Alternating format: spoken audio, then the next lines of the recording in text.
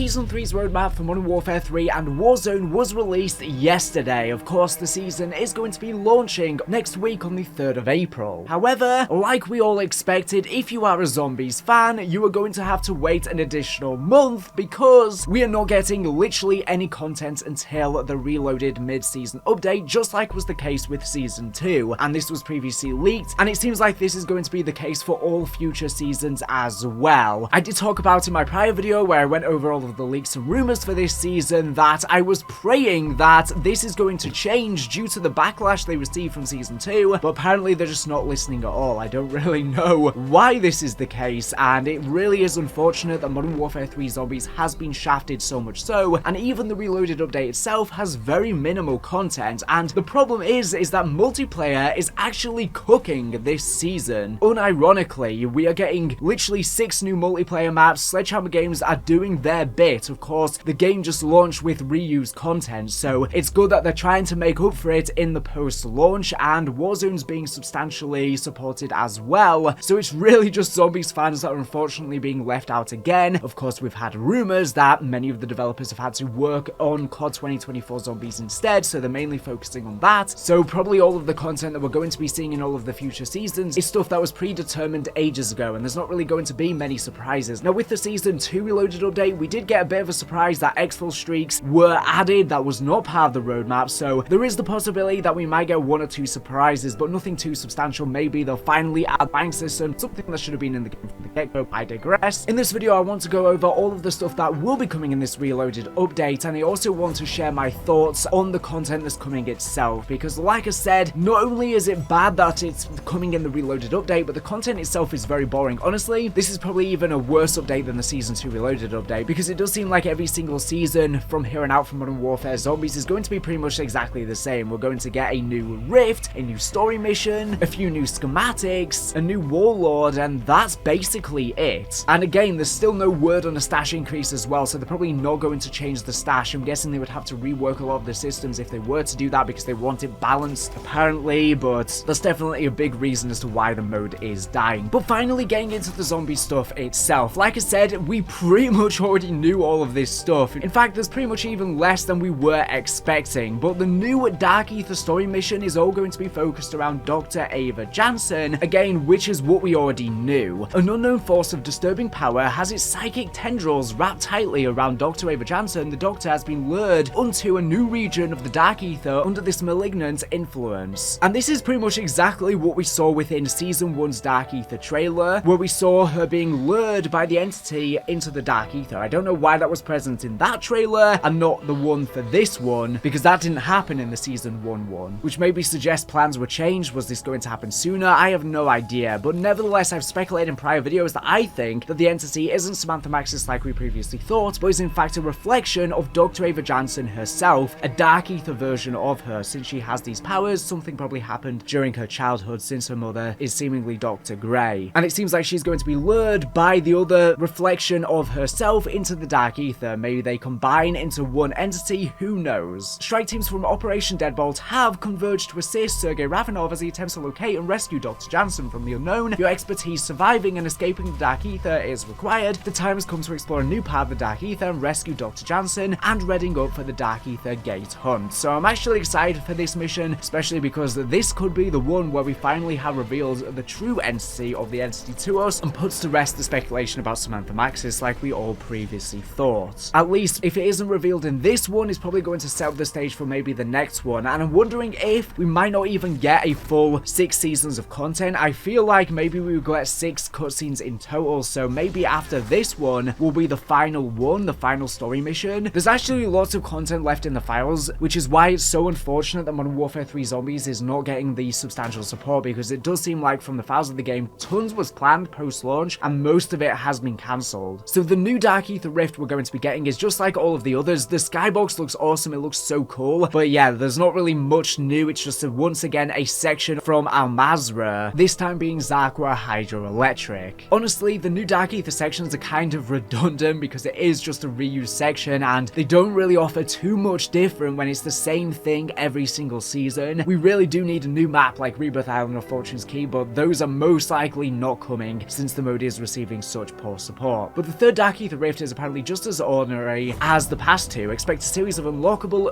objectives focusing on finding and attuning several relics, allowing access through the gate. Accomplish these tasks to step into the ethereal voidscape and face the terrifying horrors lurking within, claiming valuable rewards if you survive. Now, apparently these Dark Aether relics, which are relating to Ava's past, are going to give you different powers. One being increased health, increased damage against the zombies, increased reload speed, and also a zombie vision one, which might be something like death perception. Squad up and help Operation Deadbolt continue to contain the onslaught of the undead. Naturally, you're also here to complete activities and contracts, discover arcane secrets, and secure some highly classified schematics. Now, they wrote this sentence twice in the blog, which I guess is just a mistake. So once again, just like the prior rifts, when you complete this mission, you'll be able to re-enter it by collecting different artifacts, which you placed on the podiums. Apparently, this time, they're going to be these relics. Like I said, they're going to grant these powers, and you can do the Elder Sigil as well. But the new schematics you're going to be able to unlock are actually really, really bad, unfortunately. These are the worst schematics yet, which is clear that they are just phoning it in. Compared to the ones we've had previously, these are really, really bad, especially the first one, which is dead wire detonators. Literally, there's no point in this schematic. All it allows you to do is have the dead wire ammo mod on explosive weapons, but you could already do that anyway, so I literally don't see any purpose in this mod. And even if you couldn't do it anyways, it's still a useless schematic when you compare it to all of the cool ones that have been added previously. Who's going to use this? And this is just more evidence that we need a much greater stash, because the caliber of schematics varies so much between really bad ones and really good ones. So obviously people are just going to use the really good ones. There needs to be different stashes for different types of schematics. For example, you might only have 5 slots for the absolute best ones. You might have 10 slots for the medium ones, and then 20 slots for the really average ones, including perks and stuff like that. That's just my opinion. I think we need way more. Now, the next one is a golden mask filter. You will have noticed that all of these schematics are actually just items from the Warlords. So this is just a gas mask with a shiny hue, an impressive long-lasting effect. Gain a self-regenerating gas mask for the rest of the match. This comes in extremely handy for surviving zombie strongholds and any surprises in the rifts. And this will be useful for the red worm if you haven't done that already, but I'm sure most have by now. It does say it'll help with surprises in the rifts, so you're probably going to enter some infected zones within this new mission. And the other one is Sergeant Barrett's schematic. Your outcome no longer needs to be terminal when dealing with Zakhaev's hired guns. Simply done the Sergeant's Barrett to disguise yourself amongst the mercs and summon a trusty merc bodyguard who shadows you to the end. So again, it's not really that useful. You just have a friendly merc that will help you out. You already can get the Hellhound one, so I guess which one will be better. I'm guessing they'll be able to revive you and stuff as well. So it's just kind of an alternative version to the Hellhound that'll be able to shoot the other zombies. Semi-useful, but again, not really too great. So yeah, they really are phoning it in this latter end of the seasons, and we're on season 3 now. We still have 3 left, so it's probably only worse from here. Like I said, I really feel like the next season is probably going to be the conclusion to the story, just because the content is getting worse and worse. It's slowing down progressively, and it's going to grind to a halt sooner rather than later, probably. It is unfortunate because this mode really could have been great if it was supported well post-launch. I'm really excited to see the cutscene, though. That's the thing I'm most excited about. The storyline has been really cool. I've been making some interesting videos breaking down the cutscenes, but other than that, not really too much going on, unfortunately. Now, once again, we're getting a new Warlord, which is Rainmaker. Additional caution is advised when operating in the southeastern part of the Urzikstan exclusion zone, as Warlord Rainmaker has commandeered and heavily upgraded the defenses of his fortress on Raha Island, across the water from Shahin Manor. So this is where we expected him to spawn, but yes, that's true. As his codename suggests, this Warlord is an artillery and demolitions expert, and though his island compound is relatively easy to reach, stepping foot on the island with your limbs still attached may be more of a challenge. So he's been progressively coming to this island, and he's basically just increased his fortress. We could already see some armaments present here before,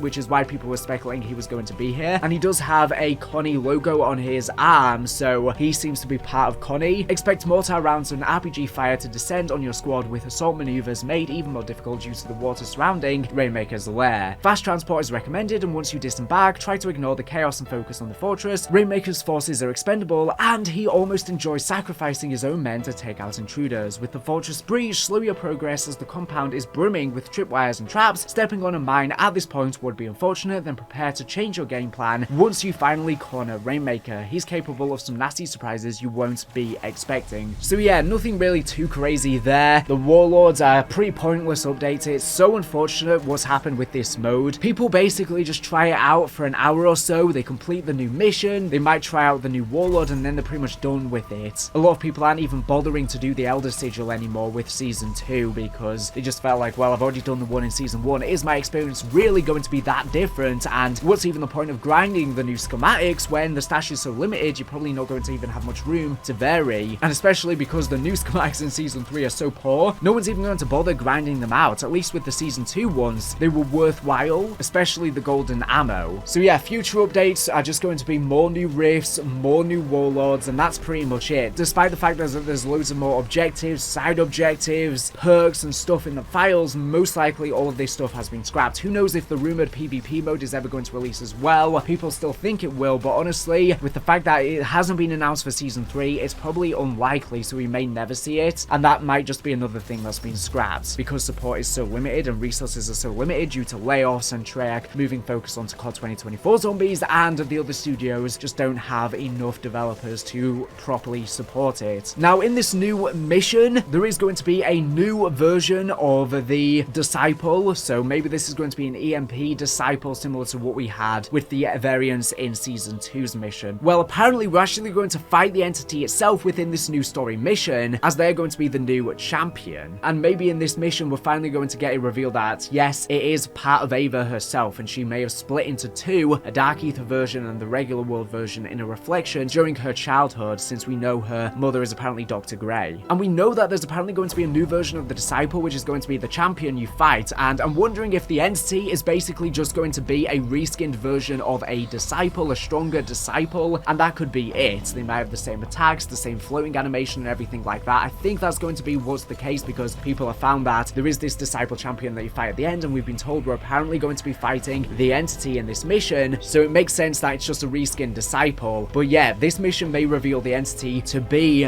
one and the same with Ava Jansen. I'm excited for the new story mission though, and because Modern Warfare 3 Zombies isn't being well supported, I feel like the story is ramping down now and grinding to a halt, so I feel like because we're already fighting the entity, maybe there's only going to be one story mission after this with a final cutscene, because if we fight the entity now, what's then going to be the last cutscene? Surely not much can progress from there, so I'm wondering if we will successfully defeat the entity. If so, I don't know what that would even mean. I think we will probably fail to defeat the entity. Maybe they'll run away before we're able to defeat it, or maybe they're going to reform with Dr. Ava Jansen to form some powerful Dark Aether being, and then that could be left on a cliffhanger for the final story mission, where we might fully fight her in a more powerful form if she reconnects with her other version of herself. But yeah, that's pretty much it. So let me know in the comments what you are most excited for this. Like I said, I'm really excited to see what happens in the seasonal cutscene. If Ava is revealed as the entity, what happens there? Do they merge together to form some powerful being that we're maybe going to have to fight in the next act? That could be the final one, for example. And I'm excited to see what's going on in Warzone as well regarding the bunkers and Rebirth and Urzikstan, how that ties into zombies and the future storyline. But with that being said, thank you for watching the video. Make sure to subscribe if you're not here for latest and great Call of Duty news and information. So anyways, thank you for watching, and bye.